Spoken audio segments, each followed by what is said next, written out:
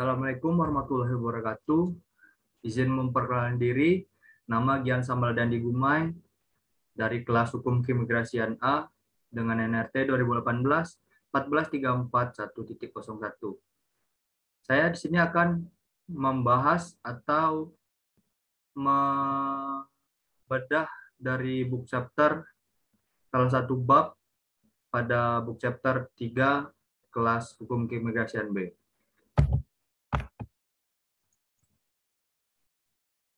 Pada subbab kedua dengan judul Peran Imigrasi dalam Menjaga Keamanan Negara Indonesia yang ditulis oleh Welby Ilham Muwafaq pada bab 2 book chapter tersebut. Pada bab ini memang tidak dijelaskan satu persatu mana itu pendahuluan, yang mana itu pembahasan, dan mana itu kesimpulan. Akan tetapi dalam pembahasan ini sudah sangat jelas diperlihatkan oleh si penulis bahwa pada subbagian ini telah mencakup semuanya. Kemudian ada 3 rumusan masalah yang dibuat oleh penulis. Yang pertama, apa peran dari imigrasi dalam menjaga kedaulatan Indonesia? Kemudian yang kedua ada bagaimana sistem pengawasan orang asing yang berada di Indonesia. Kemudian yang ketiga ada bagaimana penegakan hukum keimigrasian yang ada di Indonesia. Baiklah, berikutnya kedaulatan negara Indonesia dalam bidang keimigrasian. Dari pembahasan ini dapat kita lihat bahwa si penulis memperkenalkan dahulu apa itu satu persatu kata yang terdapat dalam kedaulatan negara Indonesia dalam bidang keimigrasian. Menurut saya ini sudah sangat baik. Seperti pada pembahasan kata kedaulatan dalam bahasa Inggris yaitu sovereignty yang berasal dari kata Latin superanus yang memiliki arti yang teratas, berarti kedaulatan negara adalah kekuasaan tertinggi. Jika melihat pada perspektif keimigrasian, imigrasi memiliki peran menjaga keamanan negara dari masuknya orang asing yang tidak bermanfaat. Hal ini juga tertera pada Undang-Undang Nomor 6 Tahun 2011 tentang fungsi keimigrasian, yaitu fungsi keimigrasian bagian dari urusan pemerintahan negara dalam memberi pelayanan keimigrasian, penegakan hukum, keamanan negara, dan fasilitator pembangunan kesejahteraan masyarakat. Dalam pembahasan ini sudah sangat jelas dan sangat baik sekali menurut saya. Baiklah, kita akan lanjut ke pembahasan berikutnya. Pembahasan berikutnya adalah sistem pengawasan keimigrasian orang asing. Di sini dijelaskan memiliki dasar hukum yang menurut saya ini adalah dasar yang sangat baik dan sumber yang sangat terpercaya karena ini merupakan undang-undang yang sudah sangat baku. Dalam Permenkumham Nomor 4 Tahun 2017 tentang tata cara pengawasan keimigrasian. Pengawasan keimigrasian dapat diartikan sebagai serangkaian kegiatan yang dilakukan oleh untuk mengumpulkan, mengolah, serta menyajikan data dan informasi keimigrasian warga negara Indonesia dan juga orang asing dalam rangka memastikan dipatuhinya ketentuan peraturan perundang-undangan di bidang keimigrasian. Kita sudah tahu dari pembahasan ini sudah sangat jelas di mana si penulis ini mendapatkan asal dia menyimpulkan bahwa sistem pengawasan di Indonesia sudah cukup baik, yaitu terdapat dalam Permenkumham Nomor 4 Tahun 2017. Baiklah, pembahasan berikutnya. Pelaksanaan pengawasan orang asing yang ada di Indonesia pada dasarnya menjadi tugas dan tanggung jawab dari pejabat imigrasi. Akan tetapi, dalam pelaksanaan pengawasan orang asing juga terdapat instansi pemerintahan lain yang memiliki peranan pendukung untuk pengawasan keimigrasian. Pengawasan terhadap lalu lintas orang asing yang masuk atau keluar wilayah Indonesia. Kemudian, pengawasan terhadap keberadaan dan kegiatan orang asing di wilayah Indonesia.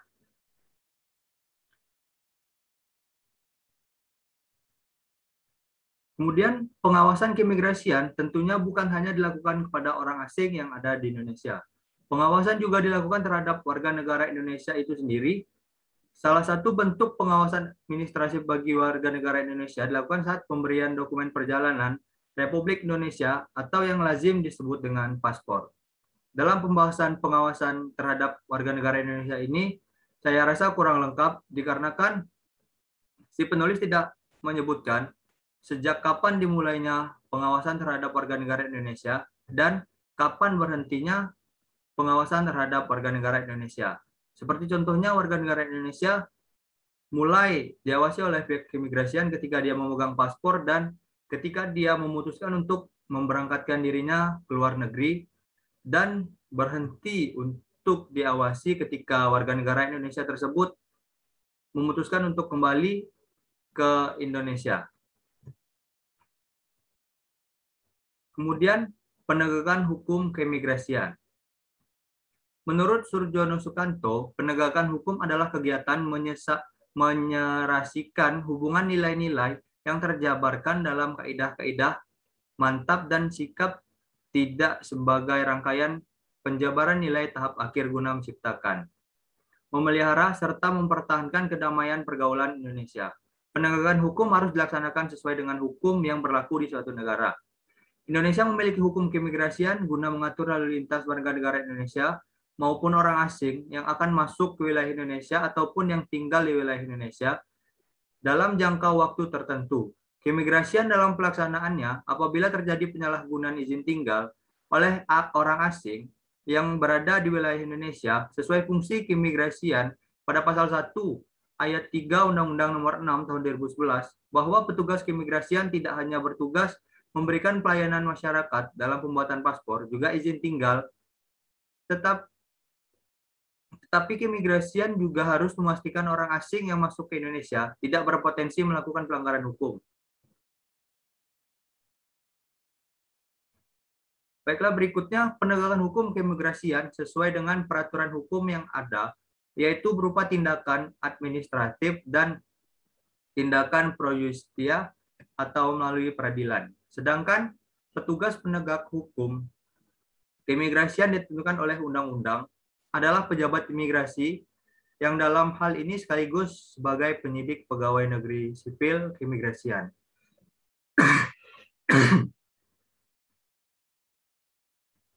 Baiklah, berikutnya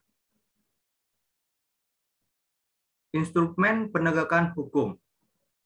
Pada bagian pembahasan sistem penegakan hukum keimigrasian tadi, dapat kita lihat bahwa sedikit kurangnya, yaitu kurang lengkap dikarenakan si penulis tidak menjelaskan ketika orang Indonesia berada keluar itu sudah masuk pengawasan keimigrasian Indonesia. Akan tetapi pada pembahasan bab sebelumnya itu sudah sangat baik dikarenakan si penulis menyebutkan dasar hukum yang bersangkutan dengan kejadian-kejadian yang akan terjadi dan dasar-dasar hukum yang bersangkutan. Kemudian kita akan membahas instrumen penegakan hukum.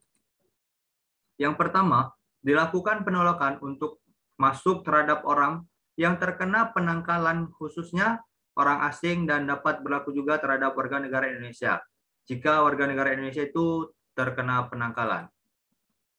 Dilakukan penolakan untuk berangkat ke luar negeri terhadap orang-orang yang terkena pencegahan berlaku terhadap orang Indonesia maupun orang asing.